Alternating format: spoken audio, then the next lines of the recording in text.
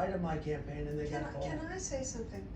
You know, this is 60 Minutes, and we can't put on things we can't You won't verify. put it on because it's bad for Biden. We can't Look, put let me on tell you- things No, we no, can't stop it. verify. Leslie, It's bad for spied on Biden. my Stop when he campaign. says that. I watched this interview with Donald a few times. And Leslie Stahl, to me, is one of the better interviewers out there, frankly. And she said she's going to ask hard questions. Instead of saying, okay, I can handle that, a leader like Donald Trump says, no, you're not treating me fair. Oh, please treat me fair. No, he didn't even say that. You're not treating me fair. You were treating Biden with softballs. You're fake news, and you know you are. And it's your fault. Everything that goes wrong for me, you come on to 60 Minutes, and we did this before, and you did the same thing then. And she says, no, I didn't do any of that. You're saying I did that. He throws accusations at people because it's a defense mechanism. He hides from serious questions to mean serious answers. Now, she interviewed Netanyahu a while back, and she said to him, so why are you friends with Saudi Arabia? Netanyahu, you're from Israel.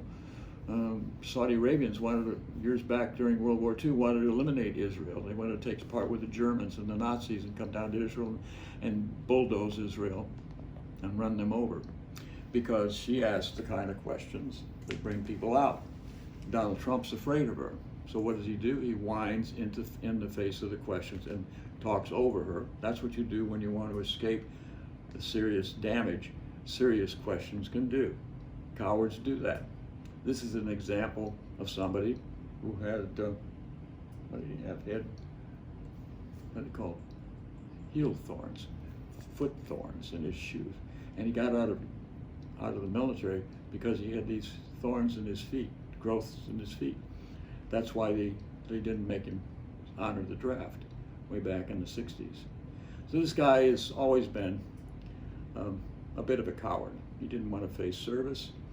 And in those days, he doesn't want to face the people in terms of 60 Minutes, an established, serious questioning program the nation looks forward to on Sunday evenings when they sit down in front of their family. But he does this whining. We watched Hannity earlier do a whining thing because he knows Trump likes that. Please treat the president fair. Please treat me fair. He doesn't do that. They're not treating me fair. It's just not fair. Life is not fair. And it's only fair if the people I hire and work for me are loyal to me. Don't tell me what I don't want to hear. Don't mess up my program. I want you to do what I tell you to do, even if I don't hear what you have to do. Don't tell anybody else what I did was wrong. Don't criticize me. Don't be in disagreement with me.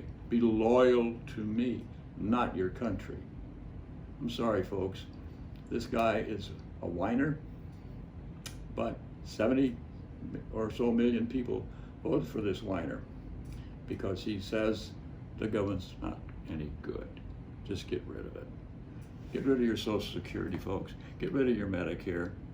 You already set the tax on abatement on Social Security, and if he stays in office or was able to stay in office, Social Security would die in 3 years. So all those people get $1,000 a month from their Social Security, be cut off. There's no fund for it. The tax that goes on all the payroll checks that pay Social Security would have wound down in about 2.5 years or so. That's what he proposed. He proposed eliminating Medicare also. Medicare saved my life way back in 2013 to the tune of $1 million or more. That's just a fact. So I don't find a leader who doesn't want to answer hard questions when someone says they're going to give them to him. Who wants him up front, you're going to get these hard questions. And you're going to tell me, you give other people soft questions, so I should give you the kind of questions you think I gave to other people? No, you're still going to get the hard questions. And he just doesn't want to grow up and face things.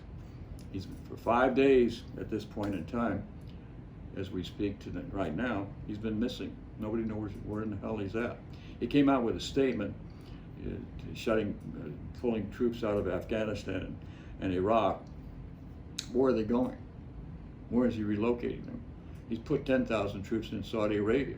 That's right on the Iran-Saudi Arabia border. Is he going to start a war on Iran? He's threatened that, and he's talking about that now. But he's not making statements to the press or anyone. So I can only assume he's watching television and crying about why did he lose this election when all the Republicans that ran for office, or so many of them, won election. People on the Republican ballot in the Senate might lose the Senate there, but several of them won, and a few Democrats won, but they did relatively well, better than they thought they would do. In the House, they picked up 6 seats in the House against the Democrats. Democrats are still in control, but they did win. The only loser in this election is this loser. Sorry, folks.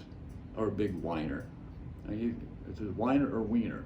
I'm not sure which. But unfortunately, if you like this guy, you really don't know much about him.